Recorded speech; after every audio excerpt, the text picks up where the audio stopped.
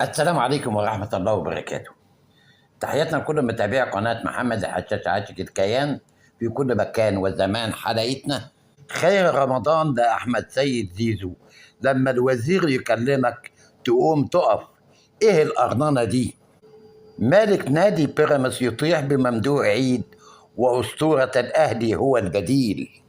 صدمة جديدة مفاجأة لمحمد الشيبي بسبب الزمالك.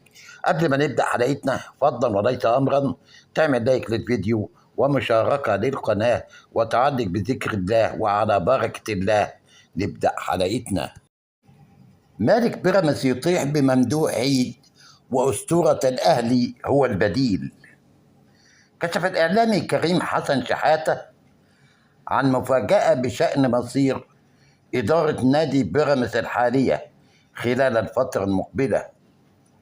وقال كريم شحاتة عبر برنامج كورة كل يوم المذاع عبر فضائية الحياة: إدارة نادي بيراميدز الإماراتية برئاسة سالم الشمسي تقرر رحيل الإدارة الحالية للنادي برئاسة ممدوح عيد. وكشف كريم شحاتة أن طاهر أبو زيد أسطورة الكرة المصرية السابق هو الأقرب لرئاسة نادي بيراميدز الفترة المقبلة. ولم يتوج نادي بيراميدز بأي بطولة منذ شرائه عام 2018 من الأسيوط سبورت. وتولى ممدوح عيد رئاسة نادي بيراميدز منذ صيف 2019 خلفا لحسام البدري. وابتعد الفريق السماوي عن المنافسة على بطولة الدوري الممتاز هذا الموسم، حيث يحتل الفريق المركز الثاني برصيد 69 نقطة جمعهم من الفوز في 21 مباراة وتعادل في 6 لقاءات وتعرض للهزيمة في 3 مباريات. أحرز لاعبوه 52 هدفا وتلقت شباكه 22 هدفا. ويحتل الأهلي صدارة جدول ترتيب الدوري بنفس رصيد بيراميدز من النقاط من 27 مباراة بأقل 3 مباريات عن الفريق السماوي الذي لعب 30 مباراة. خير رمضان لأحمد سيد زيزو. لما الوزير يكلمك تقوم تقف.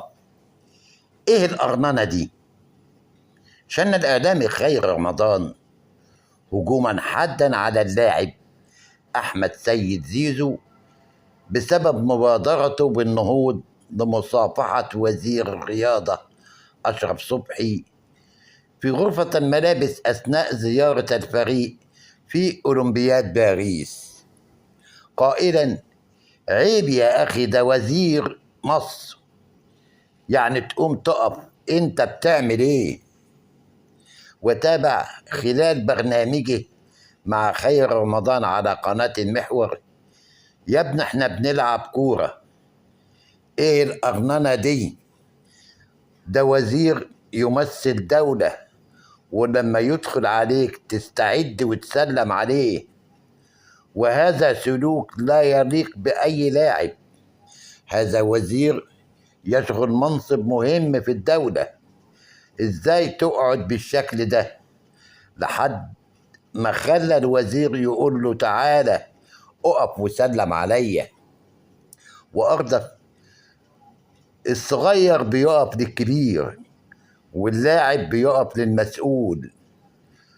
انتوا بتلعبوا كورة منفوخة بتجروا وراها، احنا بنحبها بس، وانت ممكن تكون بتاخد ملايين وانت بلا قيمة، وعمر الملايين ما كانت معيار للأخلاق.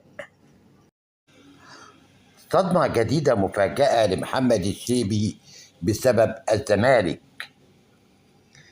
يواجه الدولي المغربي محمد الشيبي ظهير أيمن فريق بيراميدز عقوبة جديدة من جانب رابطة الأندية المحترفة بعد ساعات من مباراة فريقه أمام الزمالك التي انتهت 1-1 ضمن مؤجلات الجولة 18 من دوري النايل، بعدما جري إيقافه مؤخرا لمدة 3 مباريات بشكل رسمي بعد طرده في مواجهة الأهلي بالمسابقة ذاتها.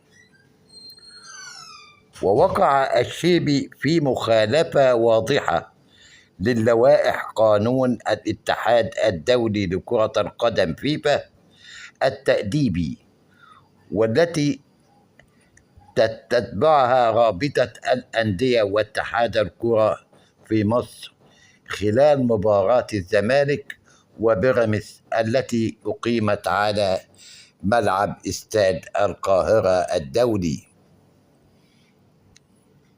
وتأتي مخالفة محمد الشيبي في مباراة الزمالك بسبب تواجد اللاعب المغربي في أرض الملعب أثناء عمليات الإحماء الخاصة بفريقه قبل انطلاق المباراة. وتنص المادة 66 الفقرة 2 ب من قانون فيفا على أن اللاعب الذي يقضي عقوبة إيقاف المباراة لا يجوز دخوله غرفة الملابس أو النفق أو المنطقة الفنية قبل أو أثناء المباراة أو حضور الإحماء أو الجلوس على مقعد الفريق البدلاء. وأظهرت كاميرات المباراة وشاشات التلفزيون محمد الشيبي أثناء تواجده في أرض الملعب أثناء عمليات الإحماء الخاصة بفريق بيراميدز قبل انطلاق مباراته أمام الزمالك، ليكون اللاعب المغربي في ورطة جديدة ويواجه عقوبة أخرى. وكانت رابطة الأندية المحترفة قد أعلنت رسميا عقوبة محمد الشيبي في مباراة الأهلي وبيراميدز، إذ أكدت في بيان رسمي إيقاف اللاعب المغربي لمدة 3 مباريات وتوقيع غرامة مالية عليه قيمتها 50,000 جنيها بسبب طرده للعب العنيف ومحاولة الاعتداء على الخصم بعد الطرد وعدم الامتثال لقرار الطرد، مما أدى إلى تعطيل المباراة. قبل ما نختم حلقتنا فضلا وليس أمرا تعمل لايك للفيديو ومشاركة للقناة وتعلق بذكر الله، وإلى اللقاء في حلقة جديدة من قناتكم قناة محمد الحشاش عاشق الكيان، والسلام عليكم ورحمة الله وبركاته.